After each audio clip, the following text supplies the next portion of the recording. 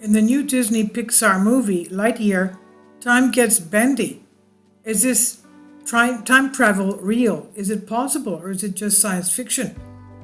This is by ACU Sam Barron on The Conversation, Associate Professor, Australian Catholic University. Spoiler alert, this article explains a key plot point, but we did not give away anything you would not see in trailers. Now, at the beginning of the new Disney Pixar film, Lightyear, Buzz Lightyear gets stranded on a dangerous faraway planet with his commanding officer and crew. Their only hope of getting off the planet is to test a special fuel. And to do that, Buzz has to fly into space and repeatedly try to jump to hyperspeed. But each attempt he makes comes with a terrible cost. Every time Buzz takes off for a 4-minute test flight into space, he lands back on the planet to find many years have passed. The people Buzz cares most about fall in love, have kids and even grandkids. Time becomes his biggest enemy. So what's going on? Is this just science fiction, or could what happened to Buzz actually happen? Time is relative, Einstein's big idea. Buzz is experiencing a real phenomenon known as time dilation. Time dilation is a prediction of one of the most famous scientific theories ever developed, Albert Einstein's theory of relativity. Prior to relativity, the best theory of motion we had was Isaac Newton's mechanics. Newton's theory was incredibly powerful, providing stunning predictions of the motion of the planets in our solar system.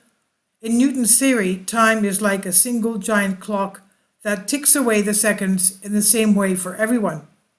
No matter where you are in the universe, the master clock will display the same time. Einstein's theory of relativity shattered the master clock into many clocks, one for each person and object in motion. In Einstein's picture of the universe, everyone carries their own clock with them. One consequence of this is there is no guarantee the clocks will tick at the same rate. In fact, many clocks will tick at different rates. Even worse, the faster you travel relative to someone else, the slower your clock will tick compared to their clock. This means if you travel very fast in a spaceship, as Buzz does, a few minutes might pass for you, but years might pass for someone in the planet you left behind. Time traveling forwards but not backwards? In a sense, time dilation can be thought of as a kind of time travel. It provides a way to jump into someone else's future. This is what Buzz does. He jumps into the future of his friends left on the planet below. Unfortunately, there's no way to use time dilation to travel backwards in time into the past, as one important character talks about later in the film. It's also not possible to use time dilation to travel into your own future. That means there's no known way for you to travel into the future and meet your older self simply by going really fast. Time travelers above Earth right now. Time dilation might seem like science fiction, but in fact it is a measurable phenomenon. Indeed, scientists have conducted a number of experiments to confirm that clocks tick at different rates depending on how they are moving. For example, astronauts on the International Space Station, the ISS, are traveling at very high speeds compared with their friends and family on Earth. And you can watch the space station pass overhead if you know when to look up. This means those astronauts are aging at a slightly slower rate. Indeed, US astronaut Buzz Aldrin, from whom Buzz in Lightyear gets his name, would have experienced a tiny bit of time dilation during his trip to the moon in the 1960s. Don't worry though, the astronauts on the ISS won't feel or notice any time dilation. It's nothing like the extreme time jump seen in Lightyear.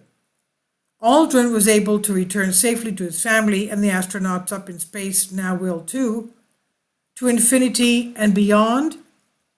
Clearly, time dilation could have a serious cost, but it's not all bad news. Time dilation could one day help us travel to the stars.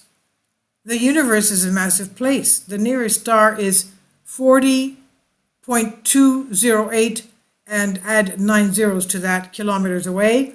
Getting there is like traveling around the world 1 billion times. Traveling at an ordinary speed, no one would ever survive long enough to make the trip. Time dilation, however, is also accompanied by another phenomenon, length contraction. When one travels very fast towards an object, the distance between your spaceship and that object will appear to be contracted. Very roughly, at high speeds, everything is closer together. This means that for someone traveling at a high speed, they could make it to the nearest star in a matter of days. But time dilation would still be in effect. Your clock would slow relative to the clock of someone on Earth. So you could make a round trip to the nearest star in a few days, but by the time you arrived home, everyone you knew would be gone. That is both the promise and the tragedy of interstellar travel. And this is on The Conversation by Sam Byron, Associate Professor, Australian Catholic University. Please leave your comments. Thank you for your support. Kindly support my Patreon account. The daily posts are 5 videos daily, and they are totally different from what I have on my YouTube channel. Thank you so much for your support and that you find all my content so interesting. You'll find the Patreon account details in the description box below.